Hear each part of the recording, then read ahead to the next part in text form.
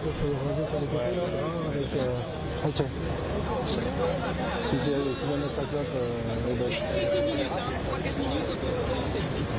qu'il y a des journalistes de la presse écrite? Il faudrait que la presse écrite se ravance un peu. On va demander à la presse écrite de se ravancer un petit peu par rapport aux autres. Merci. Mais je comprends comment vous voulez faire.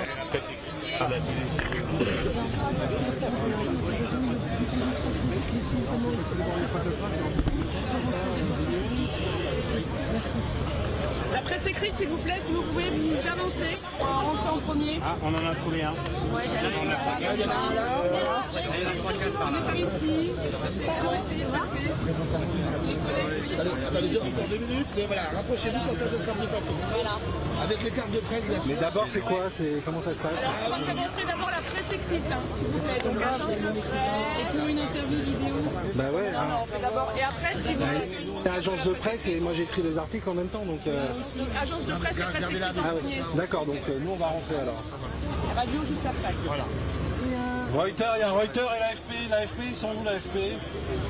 L'AFP texte, mais vidéo pour mes collègues.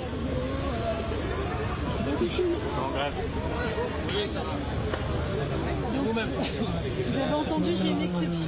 Parce qu'on va rentrer nous en premier avec les agences de presse. Voilà. Les agences de presse rentrent en premier, donc on va rentrer en premier.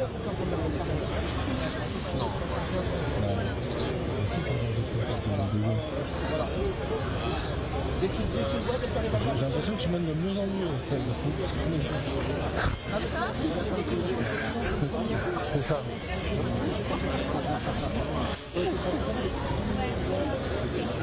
Ouais. J'ai l'impression qu'il l'a fait ce matin à l'arrache un peu.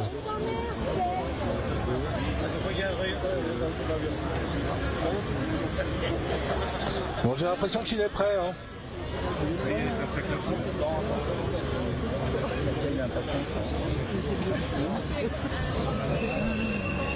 On fait rentrer la presse écrite avec vos cartes, s'il vous plaît. On a montré les agences de presse aussi ou pas?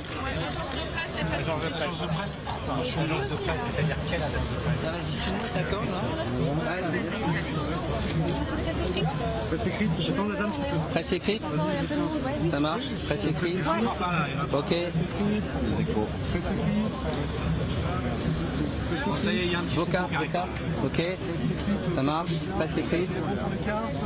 C'est bon. Les agences de presse. Alors attendez. Parce que là c'est. 3 caméras. Ouais, alors agence de presse, merci. Trois caméras. 300. Allez. Merci. Une. Vous battez pas, vous êtes... Non, photographe. Mais ça c'est ma caméra. Stop, doucement. Moi je pousse pas, moi je suis en train de pousser mais je pousse pas. Allez-y.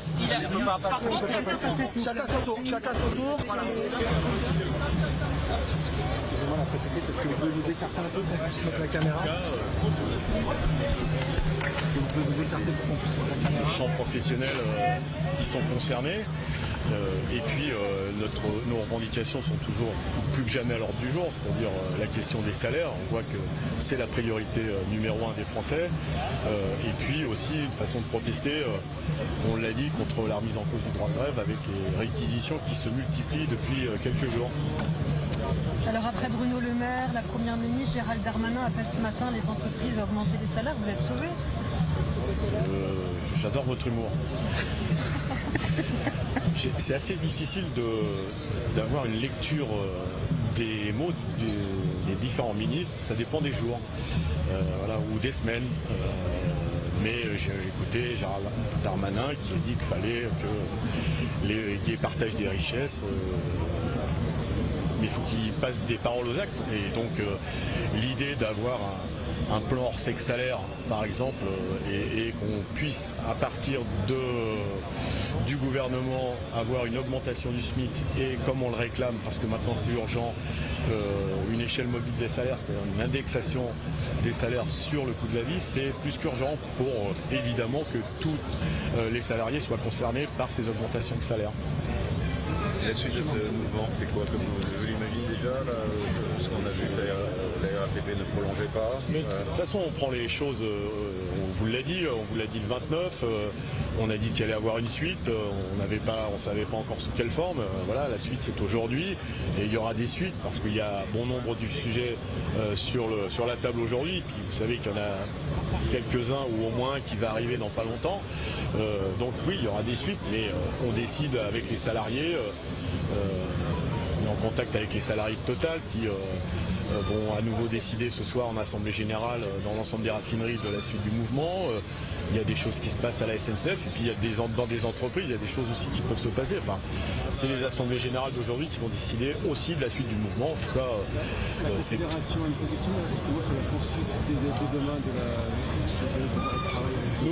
Nous, on a dit qu'il fallait que ce soit un mouvement qui s'inscrive dans le temps, parce qu'il y a pour l'instant pas des réponses ou pas assez de réponses aux revendications, même si vous l'avez noté, face à ceux qui disent ou qui disaient il y a une époque les grèves ça ne se voit plus et ça ne sert à rien. Dans toutes les entreprises, parce qu'il y a ces mouvements de grève, soit les négociations sont avancées, soit on obtient des résultats. C'est le cas chez Total. C'est pas suffisant, mais s'il n'y avait pas eu grève, il n'y aurait pas eu négociation et il n'y aurait pas eu 5%. Donc moi j'encourage évidemment tous les salariés à regarder ce qui se passe et à être de plus en plus exigeants. Et vous encouragez dans plusieurs secteurs, pas seulement justement dans le secteur pétrolier en fait. Vous encouragez dans plusieurs secteurs, comme ça peut se passer aujourd'hui, que cette grève rentre dans le temps. Mais dans tous les secteurs, il y a des grèves reconductibles déjà, ou il y en a déjà eu dans d'autres secteurs. Je sais que on voit plus une grève dans le pétrole parce qu'il n'y a plus d'essence, mais il y a dans des tas d'entreprises où il y a des mobilisations, des grèves reconductibles qui font moins la une des médias, mais qui existent et avec des résultats. Parfois où les salariés disent ok c'est bon on signe, et puis vous pouvez signer, puis d'autres où ça suffit pas et ça continue. Le fait que l'intersyndicale de mobilisation soit plus large que le 29, qu'est-ce que ça vous évoque? C'est toujours bien. Plus on est nombreux, plus on a des chances de mobiliser. Et moins on donne l'image d'un syndicalisme divisé. Si on veut gagner, si on veut faire gagner les salariés, il faut que le syndicalisme s'appuie sur les revendications pour agir ensemble. Il y aura déjà un autre appel à une autre manifestation. Écoutez, on va laisser passer la journée et on va évidemment en discuter rapidement à la CGT dès demain et puis avec les autres syndicats le plus rapidement possible. À propos de syndicalisme divisé, Laurent Berger explique régulièrement que les grèves préventives ou l'interpro n'est pas un lieu de mobilisation, que ça se passe dans l'entreprise. Qu'est-ce que vous répondez? Deux choses. Premièrement, je ne sais pas ce que c'est qu'une grève préventive.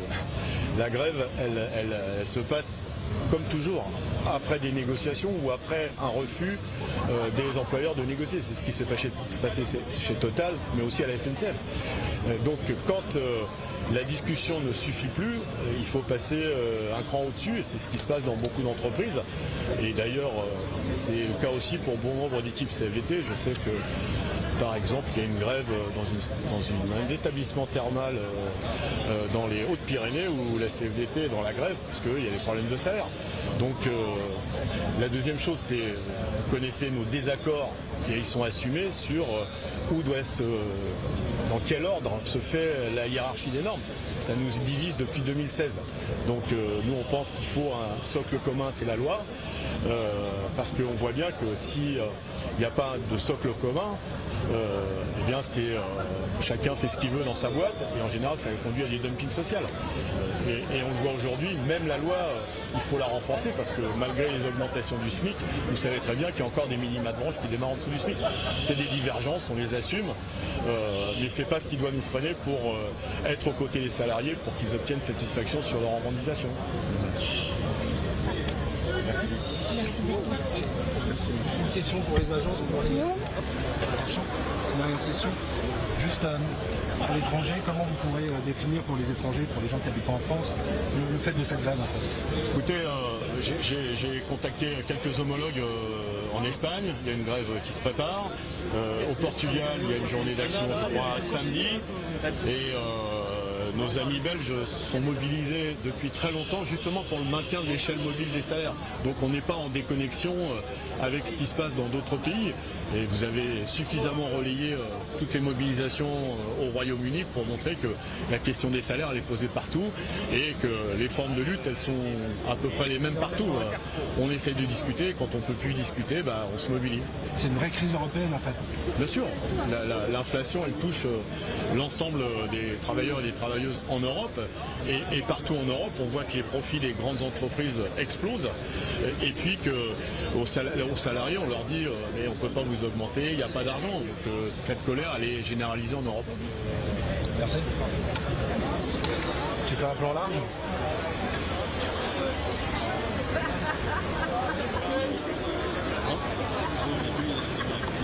Viens par ici, Réal.